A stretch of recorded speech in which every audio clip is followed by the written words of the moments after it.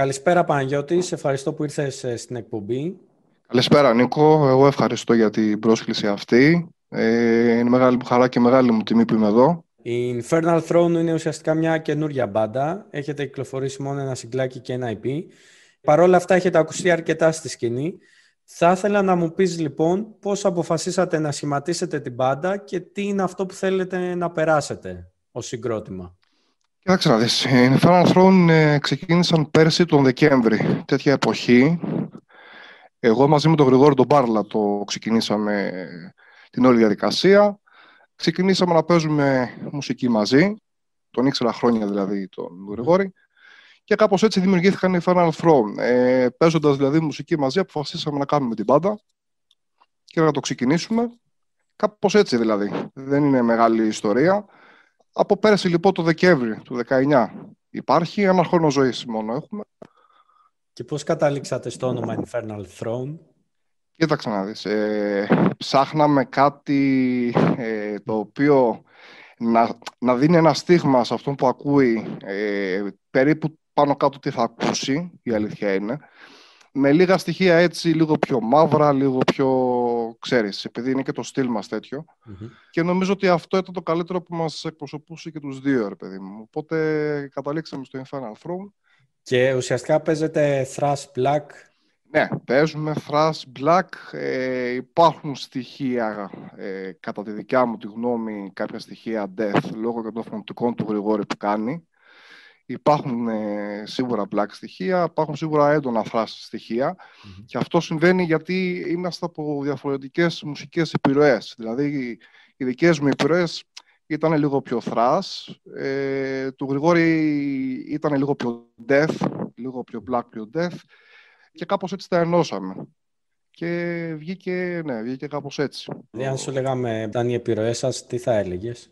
Έλεγα σίγουρα γερμανικό thrash, τευτονικό, Creator, Sodom, από εκείνη τη μεριά, σίγουρα. Disaster καθόλου? Ναι, εννοείται. Disaster, Warbringer, εντάξει, τώρα ξέρεις και εσύ όλο το φάσμα από εκεί, σίγουρα. Θα έλεγα πολύ από την black κατεύθυνση τα πολύ κλασικά. Mayhem, Watain, Dissection, τις πολύ κλασικές μπάντες έτσι, που ακούγαμε και οι δύο. Ο Γρηγόρης είχε κάποια άλλα ακούσματα, λίγο πιο death, ξέρεις. Και όλα αυτά τα κάναμε mix. Ακούσματα τα κλασικά που έχουμε όλοι. Δεν είναι δηλαδή, αναλόγως με τα ακούσματα και εμείς αυτά που είχαμε, έτσι πέρασε και στη μουσική. Απλά δεν θέλαμε να αντιγράψουμε κάτι. Θέλαμε αυτό που θα βγει να βγει Infernal Throne και να είναι αυτό. Και ανάλογα με αυτά που ακούγαμε, κάπως έτσι το περάσαμε, το κάναμε ένα mix όλα μαζί και το περάσαμε έτσι. Ωραία, πάμε να πάρουμε μια γεύση από Infernal Throne και να ακούσουμε το Taste of War.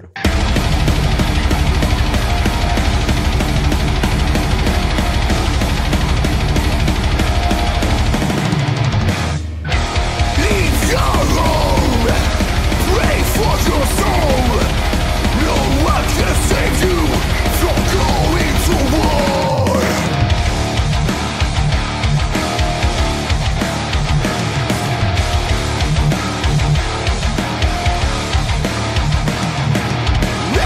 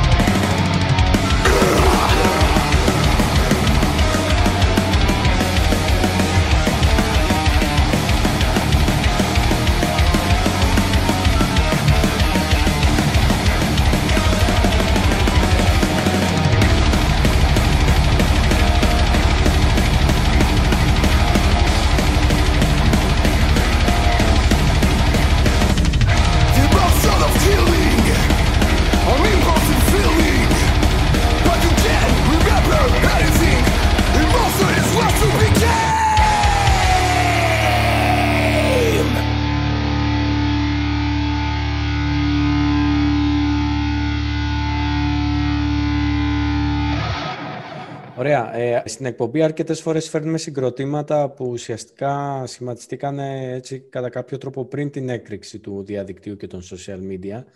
Με εσάς έχω την αίσθηση ότι είστε από αυτές τις περιπτώσεις των συγκροτημάτων που σας βοήθησε λίγο αυτή η κατάσταση και θα ήθελα να σε ρωτήσω πόσο εύκολο είναι να γίνει μια μπάντα γνωστή πλέον και να συνεχίσει δεδομένου, ξέρεις, του μεγάλου ανταγωνισμού που υπάρχει. Και θα ήθελα πιο μετά αν μπορείς να μας πεις και λίγα λόγια για το Hellenic Metal World, το οποίο γενικά, όπως καταλαβαίνω, σας έχει στηρίξει και αρκετά σαν μπάντα, έτσι. Βεβαίως. Λοιπόν, αρχικά να σου πω στο πρώτο σκέλος της ερώτησης ότι όντως βοήθησε πολύ αυτή η ιστορία με τα social media και την μπάντα και είμαστε μια μπάντα που πέσαμε πάνω σε αυτή την περίπτωση τώρα, σε αυτό όλο που γίνεται, που βγάλαμε το άλμπουμ δηλαδή πάνω σε αυτό το πράγμα. Ναι. Και μας βοήθησε, η αλήθεια είναι πολύ, και στο να μπορέσουμε να προωθήσουμε όσο μπορούμε καλύτερα το άλμπουμ και στο να το μάθει ο κόσμος να το ακούσει, που είχε τη δυνατότητα και μέσα από το κανάλι μας και μέσα από τη σελίδα του Bandcamp και μέσα από τη σελίδα της Hellenic Metal World και στο κανάλι της Hellenic Metal World, εννοείται, που ήταν το πρώτο που το ανέβασε ουσιαστικά. Τώρα, πιστεύω ότι Νίκο, τα social κάνουν πολύ μεγάλη δουλειά. Έχει τόσο πολύ εξελιχθεί όλο αυτό σήμερα, που πραγματικά πλέον έχεις τη δυνατότητα να μπεις σχεδόν παντού. Facebook, Instagram, πλατφόρμες, Bandcamp, YouTube, κανάλια, είναι πάρα πολλά, τα οποία προωθούν πολύ μια μπάντα. Τα χρησιμοποιείτε όλα εσείς, έτσι?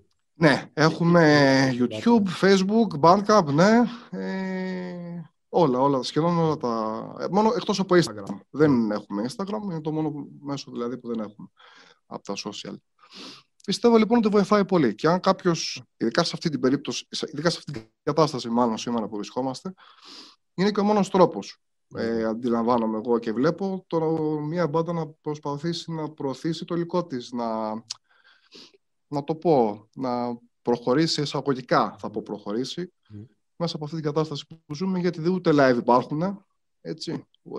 Έχει λίγο κάτσει αυτό το πράγμα, με αυτό το φαινόμενο του κορονοϊού, τέλος πάντων, που ζούμε αυτόν τον καιρό. Μπορείς να ξεχωρίσεις όμως μέσα σε αυτό το γεγονός? Δηλαδή είναι εύκολη πρόσβαση, αλλά θα αναλογώ ότι είναι και δύσκολο να ξεχωρίσεις κατά κάποιο τρόπο. Ή να συνεχίσεις, ξέρεις. Να έχεις δηλαδή σταθερό κοινό κατά κάποιο τρόπο. Ναι, είναι δύσκολο να ξεχωρίσεις. Γιατί έχεις πάρα πολλά πράγματα να ακούσεις. Βγαίνουν τόσα πολλά πράγματα καθημερινά, που πιστεύω ότι και είναι και καλά τα πράγματα αυτά, να προσθέσω. Δηλαδή βγαίνουν πολύ καλές δουλειές και στην ελληνική σκηνή γενικότερα, επειδή παρακολουθώ και εγώ, πώς και όλοι μας παρακολουθούμε, και εσύ εννοείται, βγαίνουν καθημερινά πάρα πολύ καλές δουλειές. Τώρα να ξεχωρίσεις, δεν ξέρω, θεωρώ ότι είναι και λίγο θέμα γούστου των ακροατών αυτό. Θεωρώ ότι είναι και λίγο το πόσο αφοσιωμένος είσαι σε αυτό που κάνεις και το βγάζεις στη δουλειά σου αυτό. Σωστά. Αλλά είναι πάρα πολύ. Ναι, είναι πάρα πολύ αυτό το υλικό το οποίο έρχεται, είναι πάρα πολύ. Δηλαδή ακούω και εγώ κάθε μέρα βλέπω, ακούω κάτι καινούριο. Οπότε, ναι, έχει μια δυσκολία, νομίζω, το να ξεχωρίσεις. Αλλά πιστεύω ότι με πείσμα και θέληση, αν θες να κάνεις κάτι, να το πας ένα βήμα παραπάνω, μπορεί κάποιος να το κάνει. Τώρα, όσον αφορά το Hellenic Metal World, ναι. Κοίταξε να δεις, είναι τεράστια η βοήθεια που έχουμε, που είχαμε και που έχουμε, και η στήριξη από το Hellenic Metal World, και θέλω να πω και δεν μου έχει δοθεί ευκαιρία εδώ, ευχαριστώ που μου δίνεις και το βήμα εδώ, να το πω αυτό.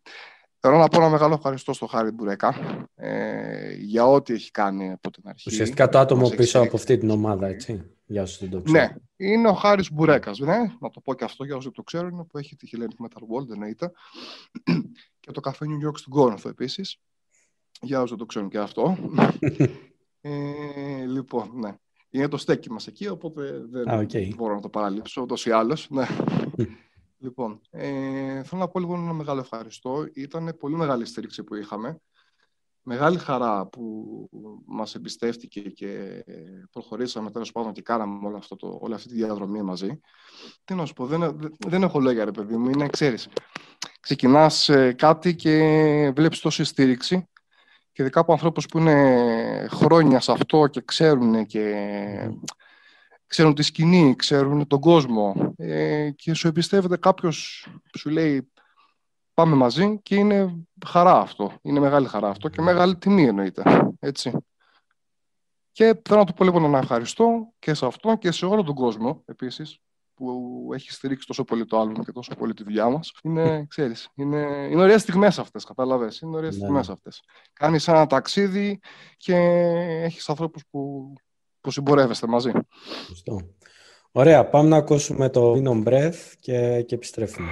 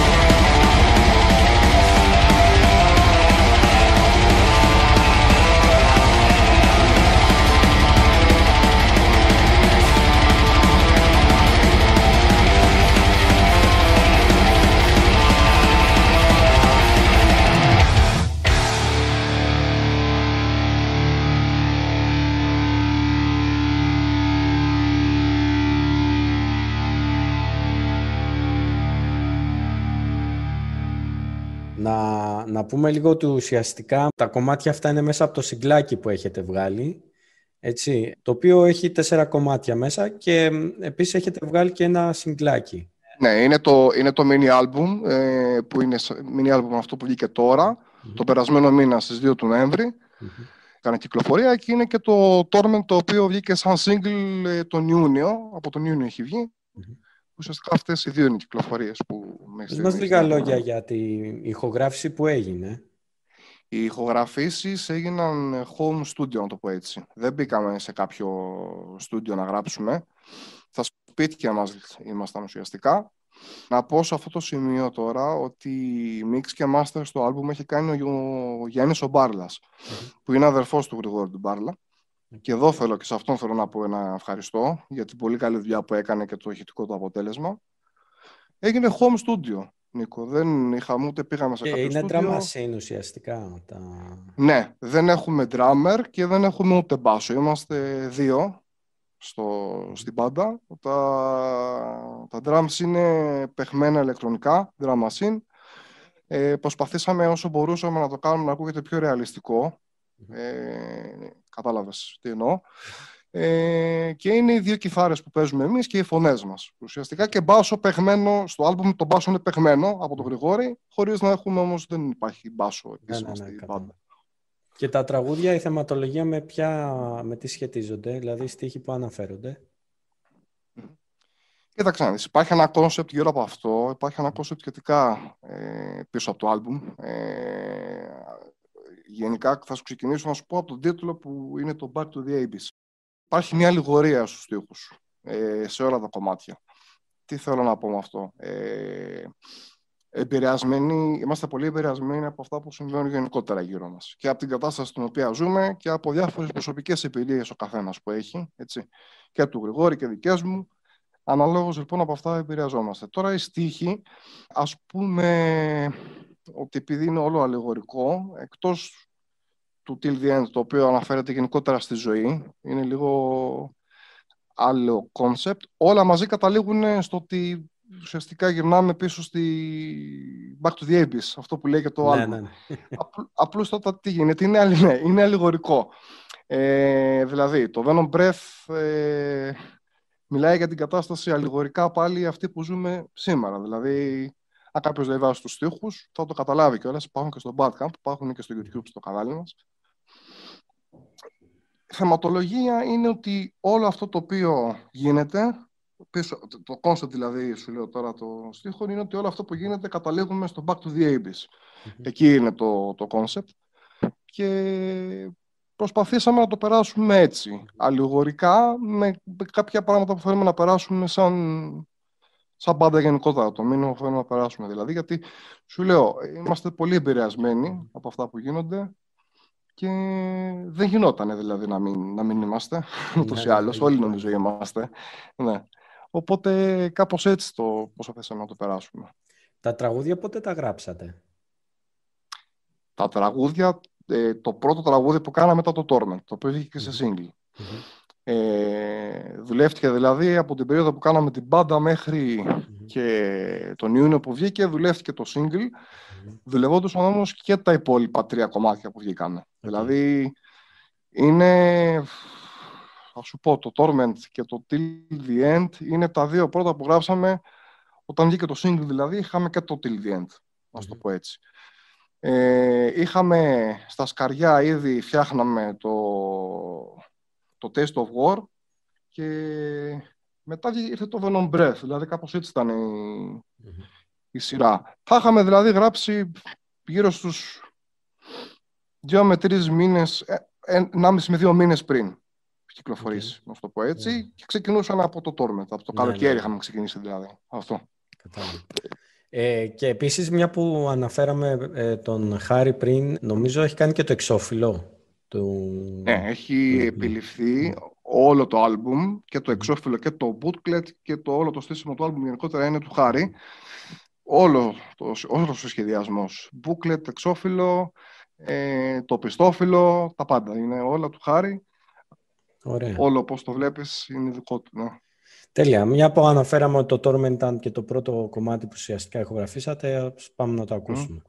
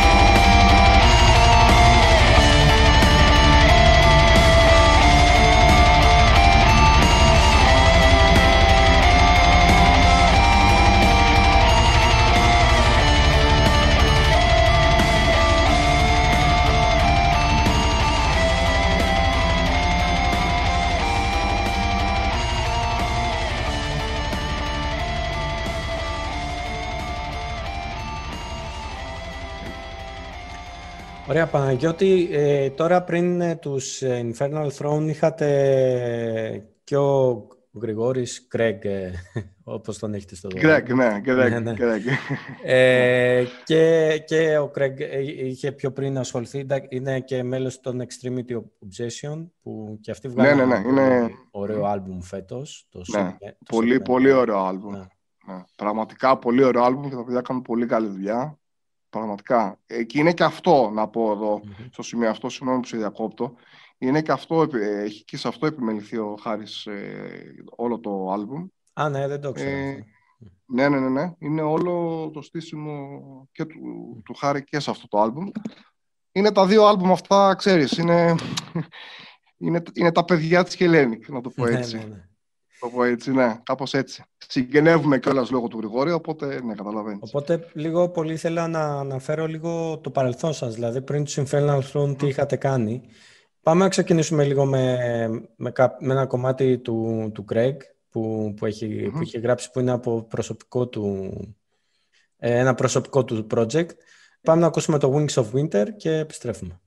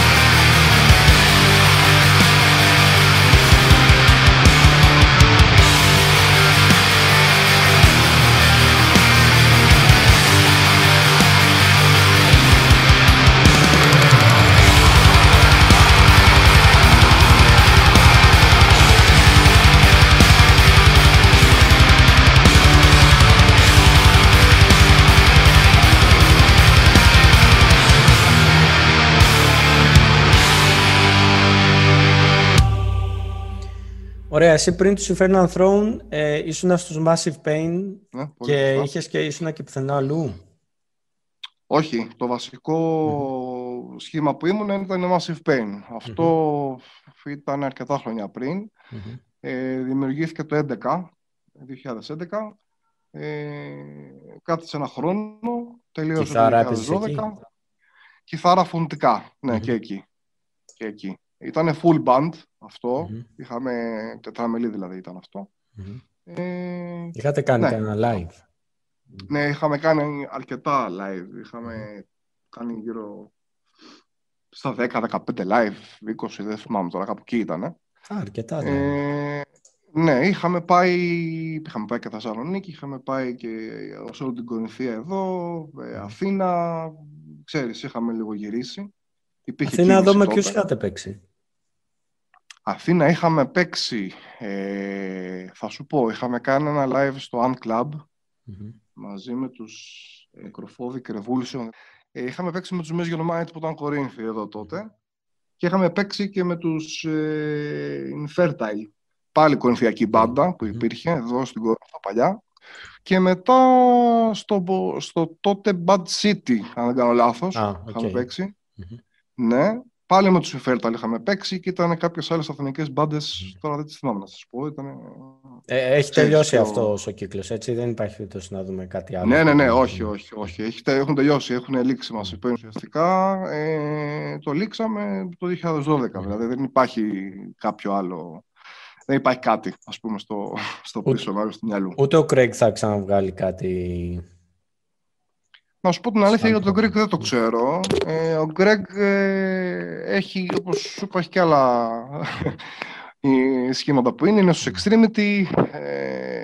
Έχει και θα συμμετάσχει, από όσο ξέρω, και στο δίσκο τώρα με Arcane Dread, με το Memo το Βλάχο, που είναι εκεί μαζί σε αυτό το δίσκο. Τώρα για τα προσωπικά του δεν ξέρω να σου πω. Δεν υπάρχει κάτι. Θα το μάθουμε και θα το μάθω κι εγώ, δηλαδή, και ίδιος θα μας το πει, φαντάζομαι.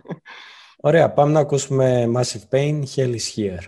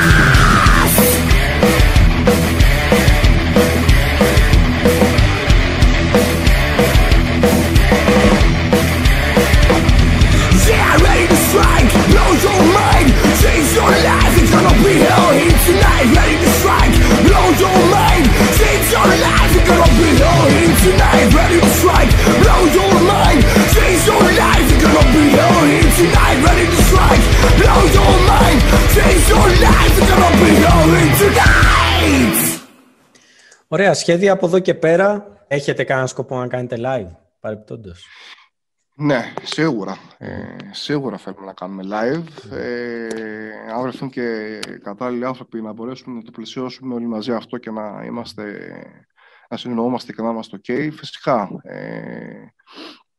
Εντάξει, είμαστε 2, αλλά θέλουμε να κάνουμε live, να λήξει όλο αυτό αρχικά. Να ξεκινήσω από εκεί, να λήξει όλη αυτή η ιστορία, γιατί θεωρώ ότι έχει πάει πολύ πίσω όλες τις μπάντες και γενικότερα τη μουσική βιομηχανία αυτό το πράγμα που συμβαίνει. Οπότε, ναι, εννοείται. Μόλις λήξει όλο αυτό, θα θέλαμε πολύ να κάνουμε live και εύχομαι να μπορέσουμε, όχι μόνο εμείς, όλες οι μπάντες εννοείται, να ξαναμπούν στα live και οι υπόλοιπες μπάντες να αρχίσουν τα πράγματα να κινούνται. Είναι εύκολο να βρείτε εκεί στην Κόρινθο μέλη ή θα ψάξετε γενικά? Κοίταξε να δεις. Η ερώτησή σου είναι καλή, γιατί υπάρχει έλλειψη, η αλήθεια είναι εδώ, στην πόλη. Είναι λίγο περίεργα τα πράγματα. Σίγουρα δεν βρίσκεις εύκολα drummer. Δηλαδή και τα παιδιά που ακούνε τώρα θα σου πούνε ότι αυτό ισχύει. Ναι, δεν βρίσκεις εύκολα drummer, η αλήθεια είναι. Αυτό είναι το κλασικό πρόβλημα σε όλες τις ελληνικές πάντες. Ναι, είναι κλασικό πρόβλημα. Ναι. Δεν υπάρχει drummer να παίξει. Ξέρεις, κάπως μοιράζονται όλοι, πάνε όλοι σε πολλούς και μετά δεν ξεμένεις, ναι, και δεν βρίσκεις. Ναι, εντάξει, είναι μια πόλη η οποία... όχι ότι δεν έχει, δεν θα λέγω ότι δεν έχει μουσικούς, απλούστατα είναι λίγο περίεργα τα πράγματα γιατί έχει λίγους, να το πω έτσι. Έχει λίγους και αυτοί οι λίγοι που είναι σε πολλές μπάντες ή κάποιοι δεν ασχολούνται τώρα, κάποιοι ασχολούνταν παλιά και τώρα το έχουν λίγο αφήσει πίσω. Σίγουρα δεν έχουμε drummer, να το πω πάλι αυτό. Ναι. Λοιπόν, οπότε κάπου αλλού θα ψαχτούμε σίγουρα για αυτό όταν έρθει η ώρα. Εντάξει, θέλω να πιστεύω ότι δεν θα είναι τόσο δύσκολο. Θα δούμε. Καλώς έχω των πραγμάτων και αφού τελειώσουν όλα αυτά τα οποία περνάμε, θα το... Για full length, πότε το σκέφτεστε?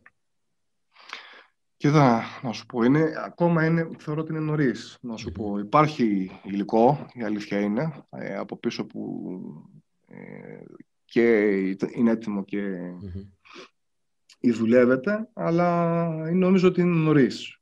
Ακόμα είμαστε στη φάση που έχει το άλμπουμ, που ακόμα τρέχει, είναι φρέσκο. Είναι λίγο νωρίς, έχω την εντύπωση. Οπότε θα έρθει κάποια στιγμή, αλλά δεν μπορώ να σου πω σίγουρα από τώρα ότι ξέρεις, θα έρθει σε 6 μήνες, σε 2 μήνες, 3. Αλλά ότι υπάρχει υλικό από πίσω, υπάρχει υλικό. Παναγιώτη, σε ευχαριστώ πάρα πολύ για τη συνέντευξη. Να συνεχίσετε έτσι δυναμικά όπως ξεκινήσατε και το κλείσιμο είναι δικό σου. Ευχαριστώ πολύ, Νίκο. Ευχαριστώ για τη χαρά και την τιμή που μας έκανες. Τίποτα, να πω σε όλο τον κόσμο καλή δύναμη με αυτά που συμβαίνουν. Να ακούει πολύ μουσική. Η μουσική είναι χαρά και είναι μαγεία και δίνει πολύ δύναμη ειδικά σε αυτές τις περιπτώσεις που ζούμε. Και ένα μεγάλο ευχαριστώ στον κόσμο για τη στήριξή του, σε όλους. Και προχωράμε. Να είναι δυνατοί όλοι και προχωρήσουμε όλοι μαζί μπροστά. Τέλεια. Infernal Throne till the end.